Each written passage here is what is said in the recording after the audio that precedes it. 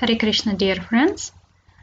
We are here with you in the class number 6. I remind you, we are doing with you the course Philosophy of Self-Realization, and so far so long we have done 5 lectures. If you haven't seen them, please go into the beginning of the playlist and watch them. Our today's topic is Power of Habits. And our subtopics are as following. We will discuss what the habit is, what neuroscientists tell us about habits, what psychologists say about habits, and what scriptures say about habits. And we will see what is a habit loop and how to break it. So, what the habit is. If you will ask yourself what is your life consist of, you will see a lot of small things you're doing daily, even unnoticed. It is said that habit is an action on the automatic level, which you frequently do. All habits are within the subconscious mind. If you can see, subconscious mind is very important, and the whole our life is guided by subconscious mind. Our beliefs, creativity, emotions, feeling, programs, samskaras, vasanas, habits, character, intuition, imagination, memory, everything is there in subconscious mind. Conscious mind is not so active. And basically you can see here critical thinking, logical thinking, short-term memory, willpower. It doesn't take a lot of power from a lot of our efforts.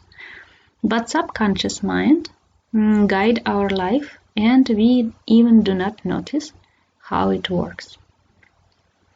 So we have to be careful what we put there underground of the iceberg. Let us see how the habit is built. In this picture you can see that habits are all kinds of.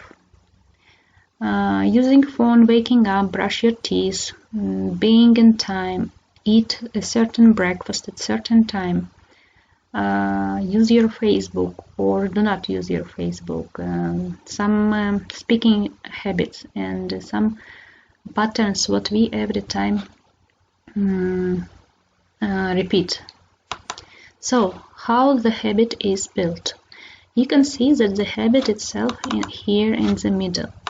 Before the habit will go to the subconscious mind, we all start from the thinking, from the dhyanam.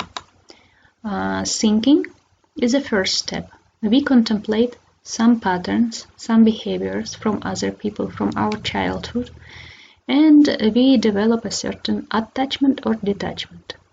And if we will develop some attachment for this particular behavior, we try to discuss with our friends. Let us take a simple example. For example, kids are, when kids are on the playground, they discuss what their parents do, or even they play accordingly what they see in the parents' house. They will play on the playground and repeating the behavior of the parents. So when they contemplate, it is a level of thought. When it comes to words and action, the thought is already comes into the following level. So the thought is active now. And when that action repeats frequently, we develop a certain habit. For example, when a child born, he doesn't know that he has to brush his teeth, and the parents teach him how to do it. And now we are doing this unconsciously. We do not even notice when we in the morning go to the washroom, bathroom, and wash our face and teeth, if we were taught nicely. So by these habits we develop certain kind of character, and here we can conclude logically that as more good habits I have, the more good habits I have, the better character I will develop. That is logically and very consequently conclusion. And thus I can predict, at least for a while, my destiny, because we know that by good karmic actions we receive positive reactions, and thus by the actions I planned, by the habits I planned, I saw a certain character and a certain destiny. So we have to be careful, because on this level, when it comes to habit, it is already in subconscious mind, and to get rid of that habit will be very difficult. We will have to apply the willpower, and we know that willpower is something difficult to do, especially if our mind and buddhi is weak. You can see the previous lecture number 5, Power of Mind, where we discussed the difference between mind and buddhi. So we have to be careful. What do we plan? What actions do we plan in our life? And thus we can be aware of the reactions which come in our life. Speaking in the Sanskrit terms, we can repeat the same pattern here in Sanskrit terms. So first, we develop a desire. Desire comes also from contemplation of the object, and I develop a certain desire to commit some action. So I develop some desire, and when it comes to the active state, I have a choice to do this or to do not do this. So I will do some choice based on my samskaras. Sometimes people know that it is not good to do a certain action, but still they will have a very strong desire to do it. So the choice will be, in the beginning it will be difficult, but with the time samskaras may overcome, and choice will be done into the negative side.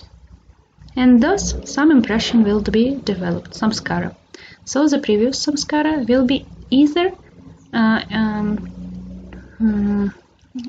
improved, not improved, but either you will make it stronger or you will destroy. For example, let us make this example. The alarm rings and one person will switch it off and continue to sleep, while the other person will wake up immediately and do what he has to do. For example, both of them have to go to work, but both of them want to sleep in the morning. But one person is driven by his own desires to sleep better or to enjoy more, and another person is driven by his responsibility, and thus even so they both want to sleep, but they will make different choices, and after that choices different impressions will come. One person may be ruined because not ruined, okay, but maybe he will be reproached from his boss in office, or maybe he will have to be in rush and he will have to go by bus which is crowded, and he will actually, yes, he will ruin his day because he will be very much in rush, while the second person will get much better impression because he will have spare time to have a breakfast, to walk to his work or university. So by those impressions and choices, when we are doing this action few times, so impression will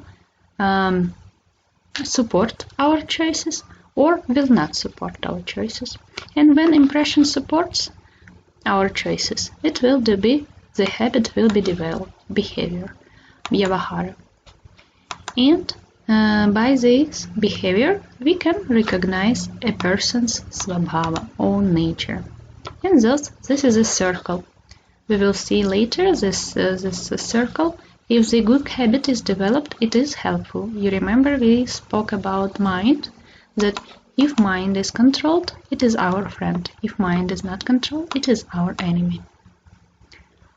So, let us see what the scientists tell us about the habit formation.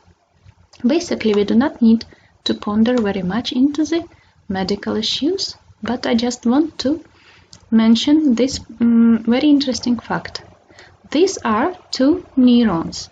One is giving information and the other receiving this information. Here we can see receptors.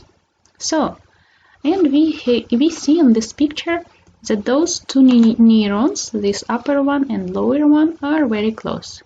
But indeed, when we develop some kind of new habits, those neurons could be much far away from each other. But when we give the same impulse every day at the same time, the same amount of impulse, the same power, or even increase the power, this connection will be developed faster. So, what is going on in our brain from our childhood? The scientists tell us that until from the age of 0 to the age of 5, a child has billions and billions neurons, which will actually die after 4 years old, 5 years old. Most of them will die because we are not really using our brain that much, and also because children need a lot of different connections within the brain, and within the first 5 years, child learn almost everything. All his patterns, all his programs, all his samskaras, and everything what he should live in this particular lifetime, he will already have programmed within the first 5 years of his childhood, and thus the other neurons will just die. So this is one fact. Another fact, when we develop a certain kind of habit, what is going on in our mind? We send a certain kind of impulse. So for our brain it doesn't matter, do we develop good habit or bad habit? When the impulse will be sent on the constant base, frequently, every day at the same time, with the same power, the two neurons will develop a connection. And thus we will develop a new pattern of behavior or new habit.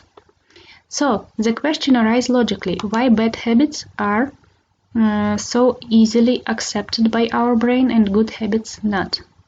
Remember here the free will and also emotions.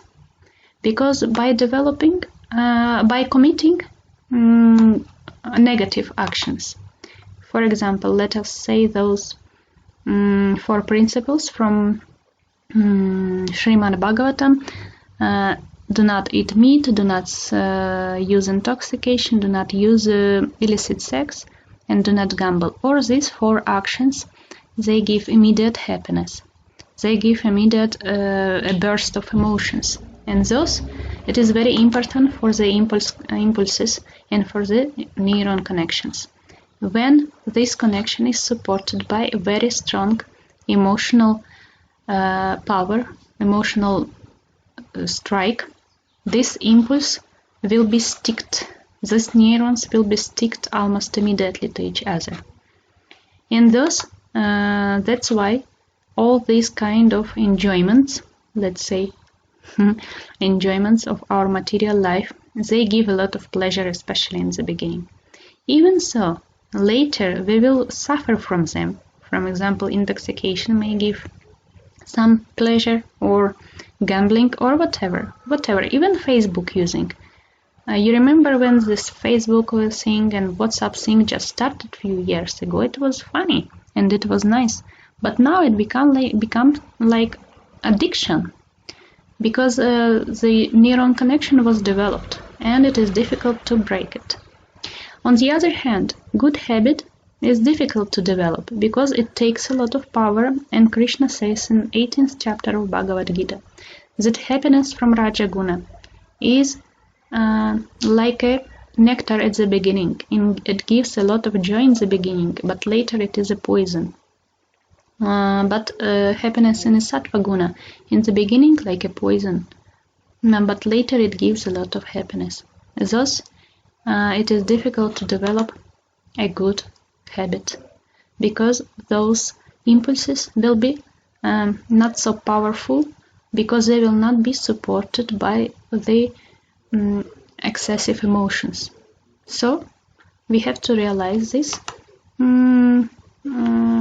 information about our brain and be aware of this, and we can make it useful for ourselves. Also, scientists tell us that habits simply is a very useful mechanism of our brain, because if you look at your life once again, you will see that mind helps you.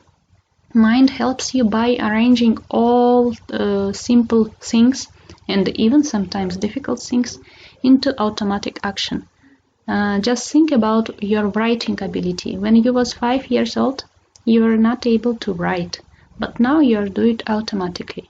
Why brain helps like this? Because brain wants to spare you free time for the more difficult tasks, especially for the tasks of self-realization. That's why bodily mechanism spare you free time and free energy for the advanced activities, such as buddhi activities and self-activities of the self-realization. So we have to appreciate this mechanism and be really responsible for our habits and what do we put in our subconscious mind.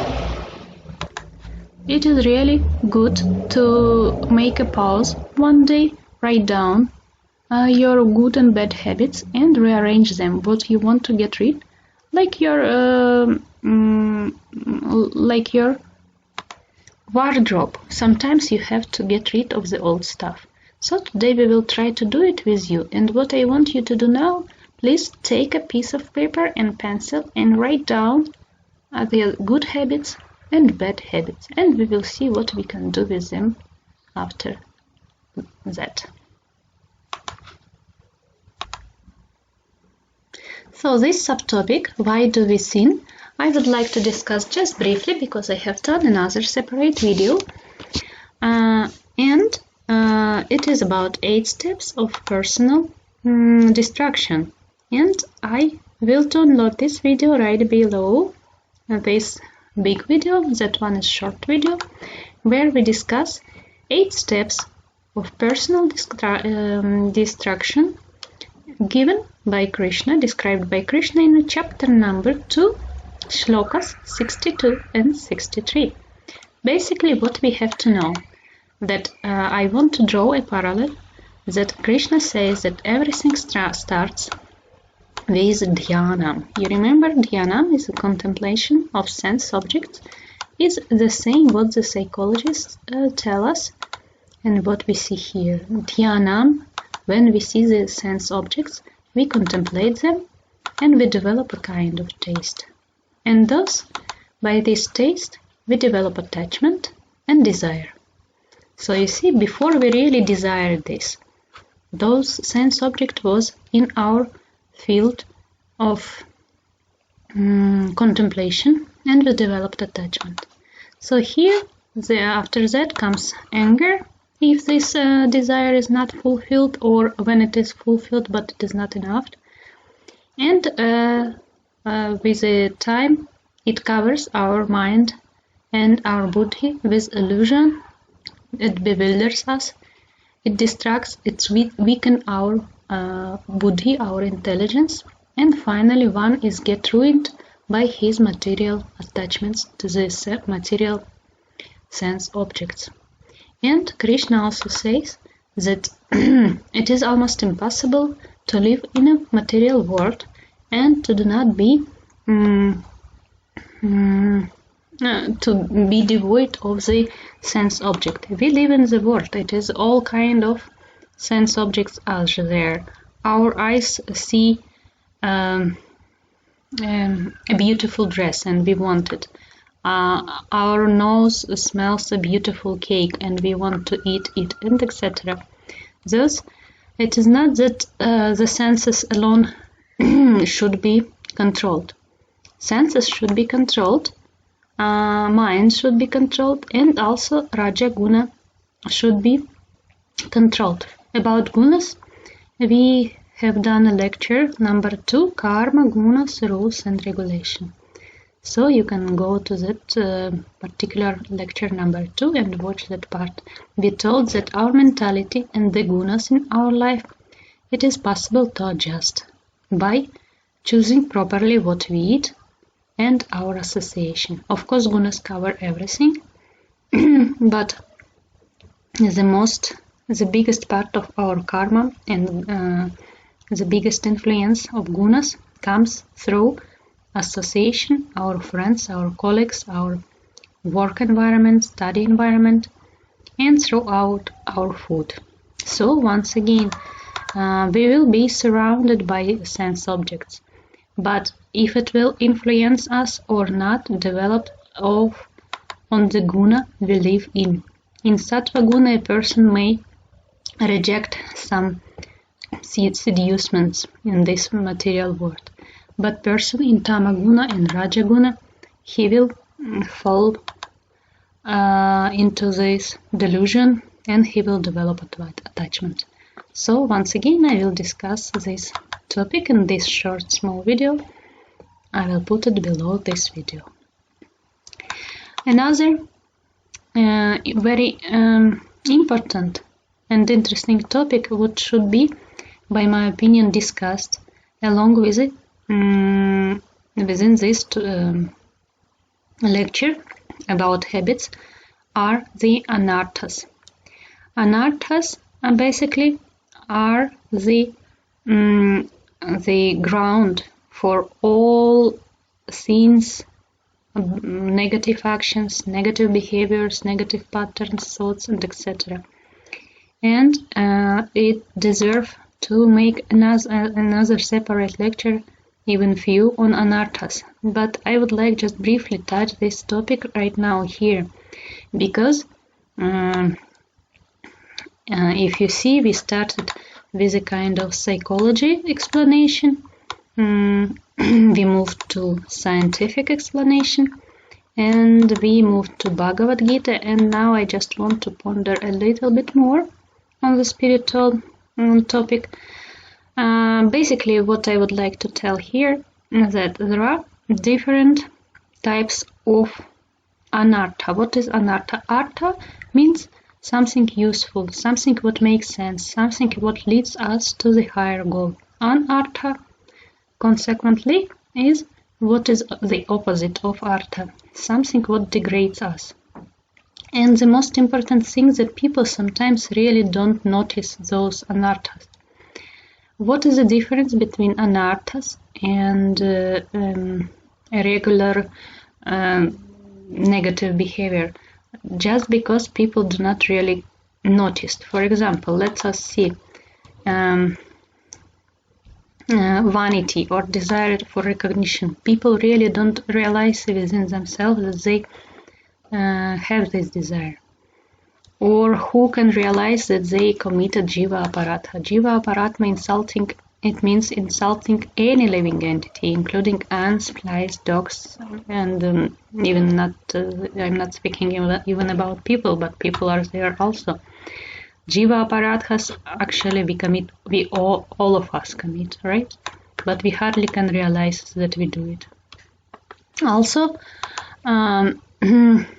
there is some particular desires, like the same desire for sensual pleasure. Who of you have ever thought that it is a base for the development of a bad habit, or for development a bad pattern of behavior and character and destiny? We don't realize really that those anarthas can ruin our life. And actually we are welcoming in our life these things. We try all kind of pleasures. We do not care for all living beings. We do not care how we earn the things. This envy and vanity, once again, we discussed this in the lecture Life, Sense and Mission, where we discuss a true success and true happiness. And we told that true success has nothing to do with envy and vanity, because true success will be ecological. It is when we take care about everyone within our circle, with whom we work and with whom we relate. And the last one, ignorance. Whoever thought that ignorance could be a disadvantage? Some people even don't realize that they are ignorant. And I'm not speaking about ignorance as a matter of study or your university. You can be the best student in your university and you can get the highest degrees. But what spiritual scriptures tell us about ignorance? Ignorance,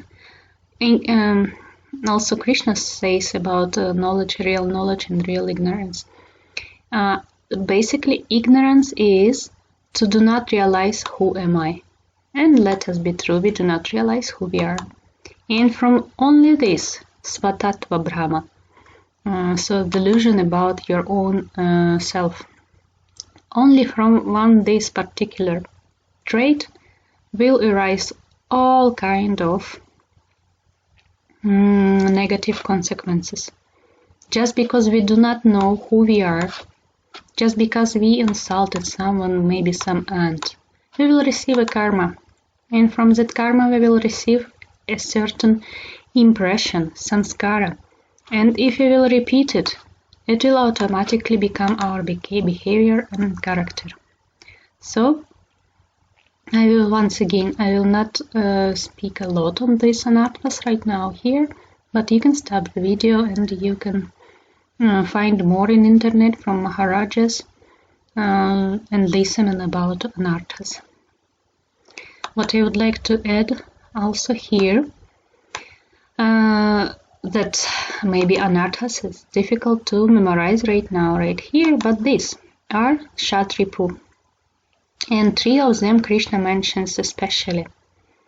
Trividham narakasyadam dvaran nashanam atmana kama krodhas tatalabhas tasmat edattarayam tyajet. So, what are they? Kama, krodha, lobha. And here are they in the first line of Shatripu. Shatripu means 6 enemies. Kama is a desire, anger, Krodha and greed, Lobha. So we can see they are here, Kama is here, anger is here, and Lobha is actually anger and Kama comes together when it comes together, and when you cannot satisfy your desires anymore with the previous amount of the sense object, sense enjoyment, you develop a Lobha for the material existence.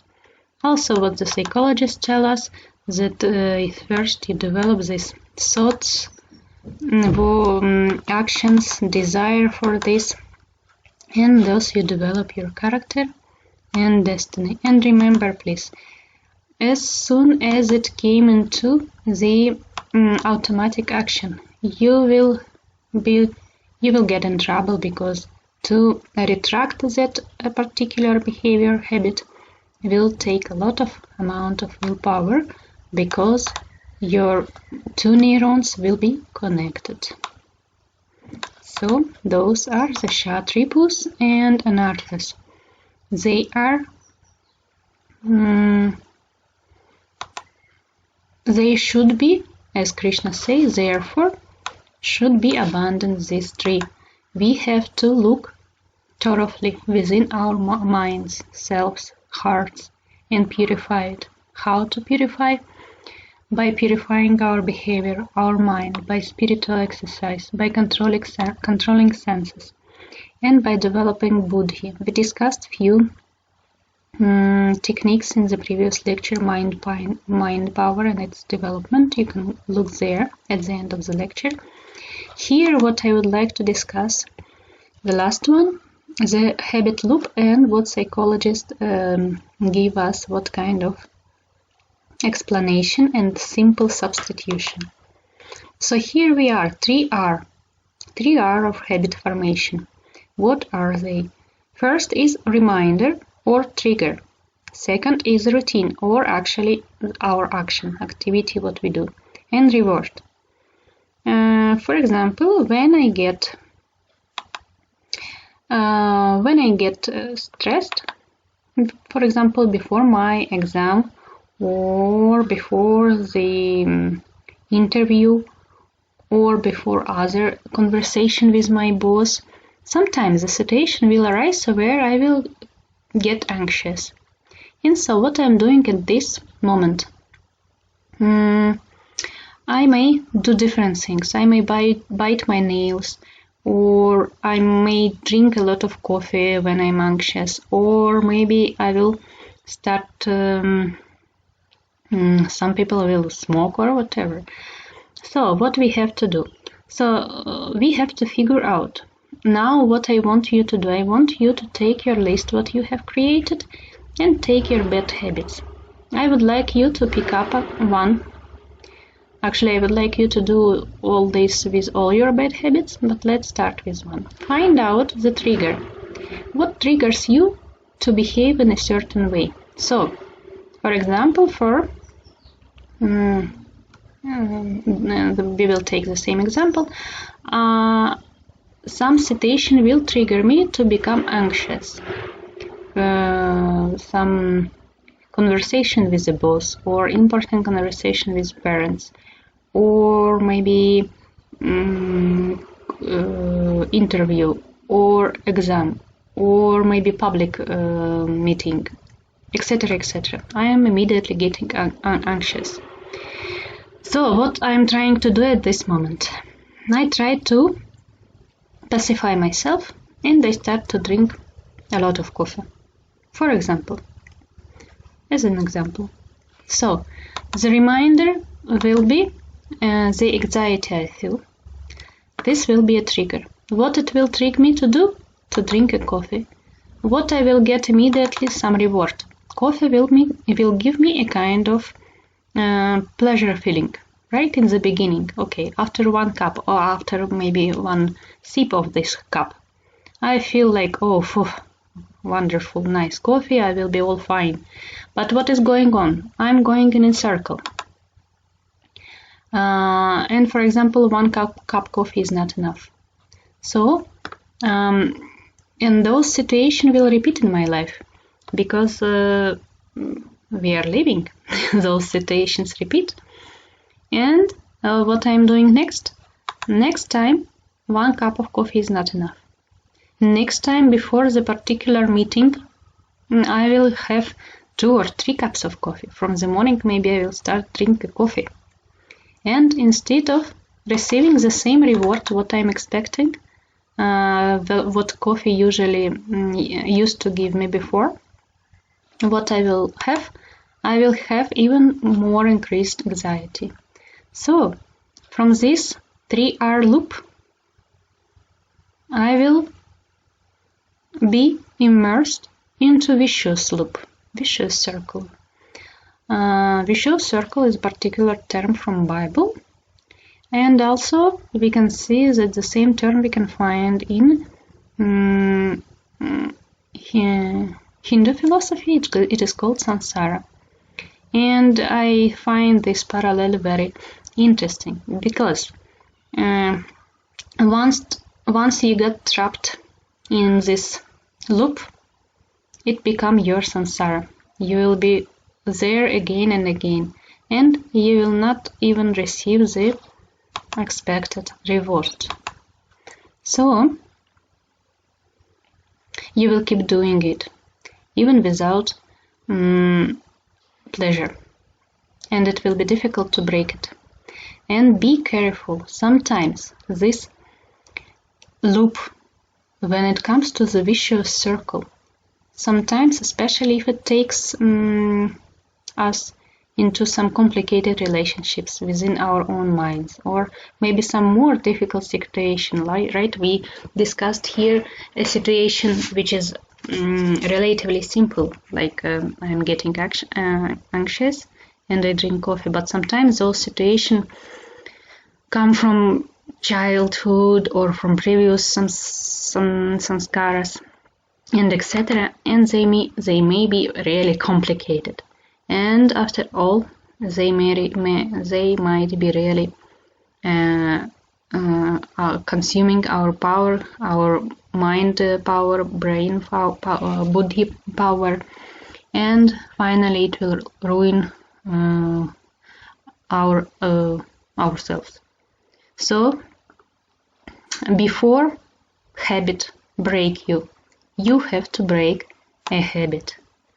So, and psychologists gave us two ways to do it.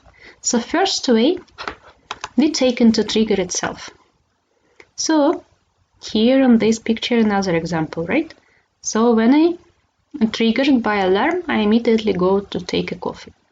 But instead, and I get some reward. For example, I become fresh in the beginning. When it goes on, and you can ask any coffee drinker, he will tell you that he does not receive any more that pleasure. It becomes like a routine. He just get used to do it, but nothing is blissful there anymore. So, what to do? We have to break a routine. And you can see how to break it. Okay, substitute. So the first way to break a bad habit, what psychologists suggest us, to break a routine after trigger. So substitute coffee with a juice. And this is, it may also take a lot of willpower, especially for those, for example, who used to eat meat and they still have this taste for meat or any other maybe intoxicants or etc. And it is difficult for them to get rid of them right now and there. But still they may substitute it somehow. Add some, spices in your food, or maybe use some similar taste products, right? So this is a substitution of the routine itself, of the act. And it will take time, of course. So in a 10 days, in a 20 days, in a 6 months, in a year, finally you will get used to the orange juice in your morning. And it is a relatively simple thing to do. More difficult thing to do is way number two, to realize, identify your trigger and what triggers you to feel this trigger actually. It is really deep psychological work, and we will briefly discuss it here because it will be very personal. It will take each person's mind, life, and you have to ponder within yourself in a few years back, in your childhood, in your relationships with your parents, with your teachers, with your friends, etc. What triggered you to act this way? As an example, we can take a situation. For example, some person afraid of dogs. And simply, if we go back to the childhood or a few years ago, we will realize that he was bitten by a dog and he developed a certain reaction to all kinds of dog. For example, he may scream when he sees dog, or he may run, or he may do some other strange bodily activity, action, or something else. So any dog will trigger him. And actually, this is a very simple example, but psychologists will work on such thing with different kinds of phobia and some psychological issues, and not only about dogs, but some more difficult psychological problems, they will go deep along to the childhood and they will review. Why psychologists do this? As you remember, we told that all our neurons build all our patterns within the 5 first years of our life. And thus, when we hear that psychologists work with our child with the whole family and with the children and etc. But they started from the childhood. It could be surprising, but if we know how our brain works, we will not be surprised. So far, to do not go so far and to do not go to psychologists, what I would advise you, take another habit of yours where you can see that this habit goes from the long way far from your childhood, and try to identify the trigger, the reminder where all this started from.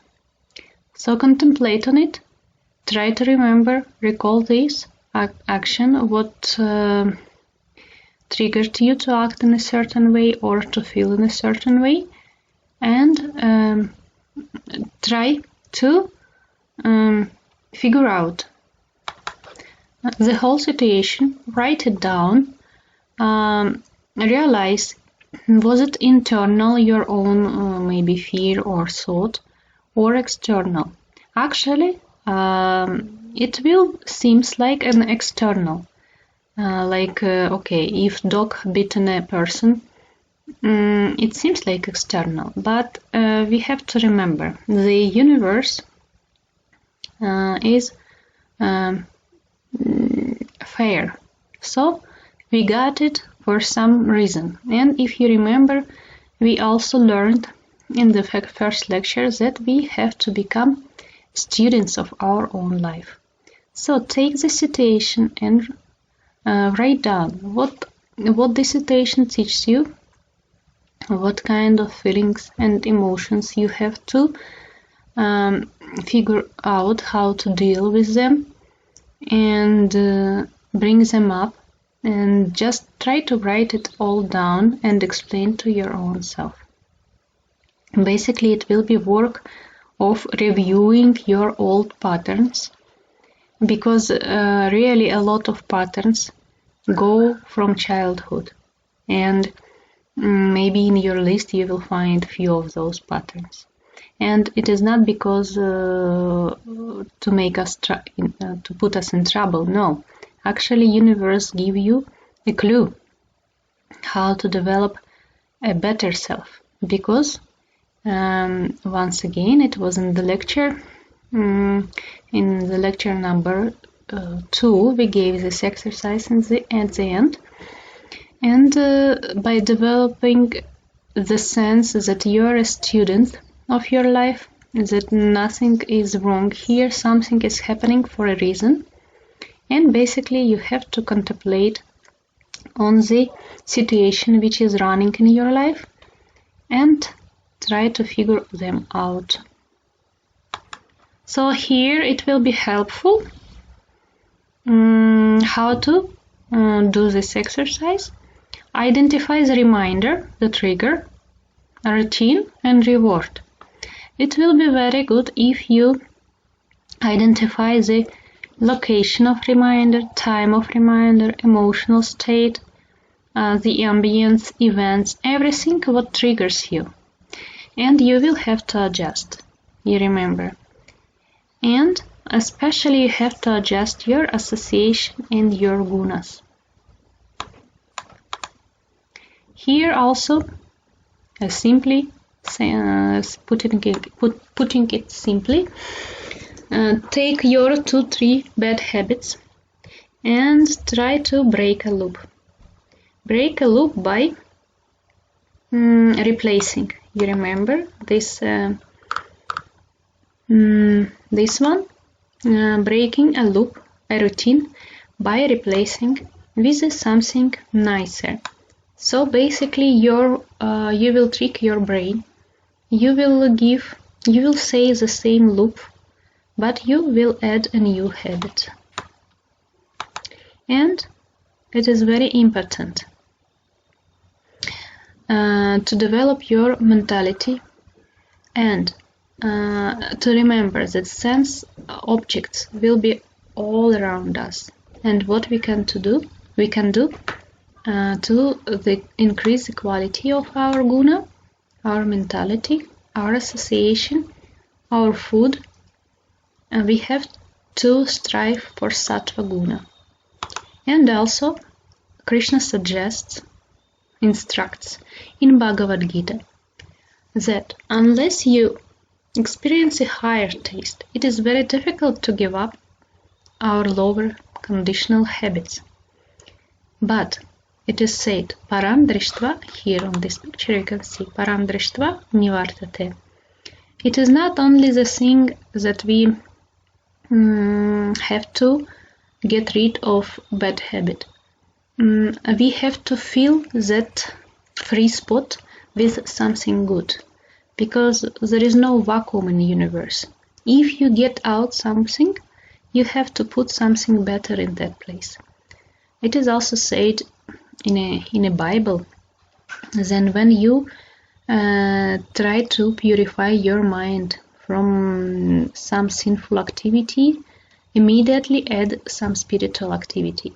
Otherwise, the spot will not be empty for a long time.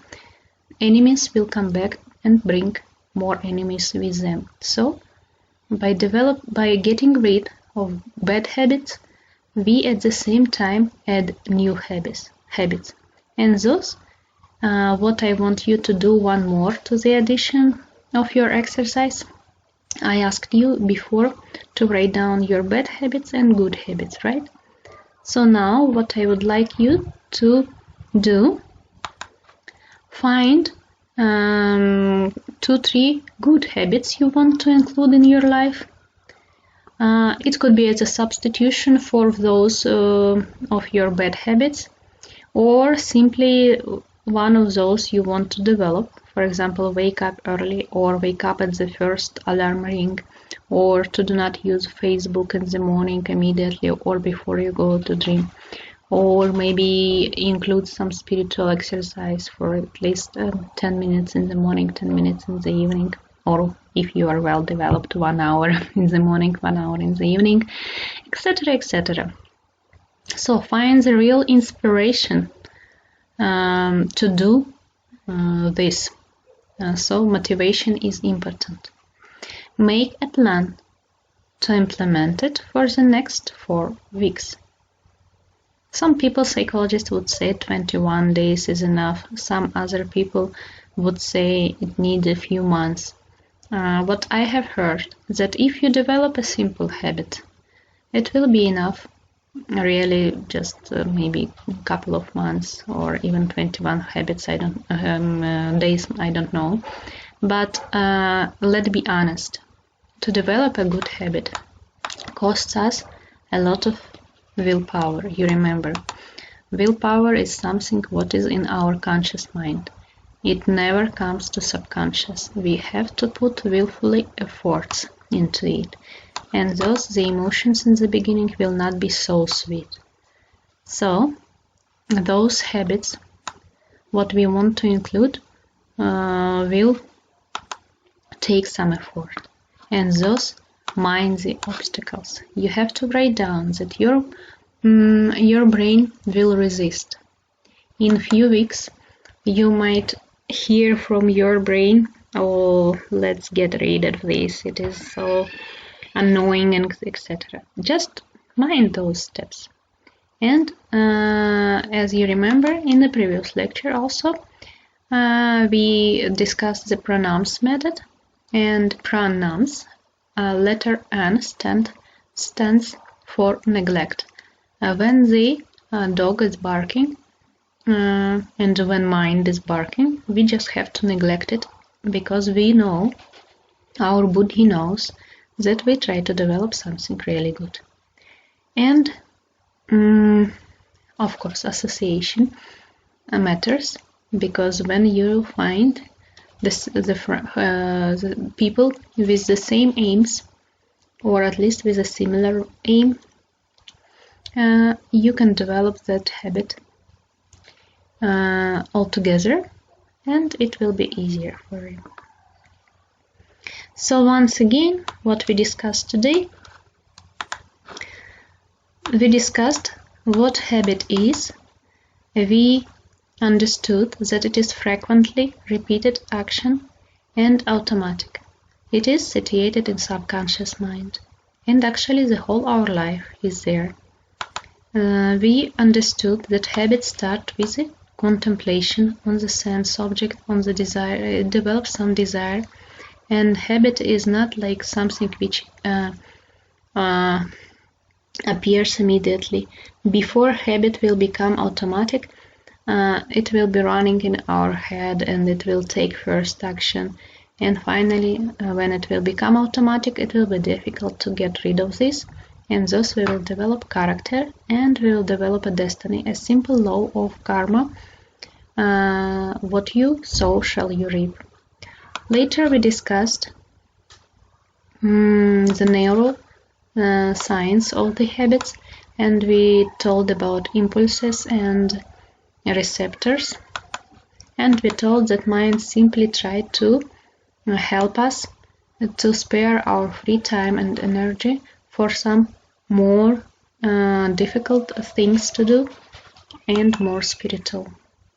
Later we discussed two shlokas of Bhagavad Gita, and the topic why do we sin. I will upload this short video below this video. We discussed 8 steps of the personal destruction, and we briefly discussed a very important topic, anarthas, that we have to ponder on our souls, our hearts, to find them out and to purify them. But easy to remember, Trividham Narakasyadam, Kama, Krodha, Lobha. We have to find them out in ourselves and limit those activities, purify those activities. And finally we discussed a habit loop, that if we will not stop it, it will get as a samsara loop, and finally it will become very, very complicated and mixed up. And if we will not break a habit, habit will break us. We discussed 2 ways to break habit. One way is substitute the routine, and the other way is ponder deep inside to childhood or a few years ago and find out what triggers us and describe that situation. Really take a pen and notepad and write it down. Discuss the lessons what you learn from this situation, what the situation teaches you, and what pattern of behavior you shall better to develop. So those are the exercises. I asked you to write down few bad habits and few good habits. Out of bad habits, I would like you to try to break this loop or find out the trigger, what is more suitable and seems easier for you. And also I would like you to write few good habits you want to develop, make a plan, and one also advice: if you want to develop some pattern of behavior, habit, it is better to do it every day at the same time and without interruptions for whole your life, right? You want to develop a habit for the whole life. And once again, association matters, and we are not simply getting rid of bad habits, but we substituted with something better, because Krishna advises Param Drishtvani Vartate. You have to fill a free spot with something really good, something really spiritual. So, Hare Krishna, and chant Hare Krishna and be happy.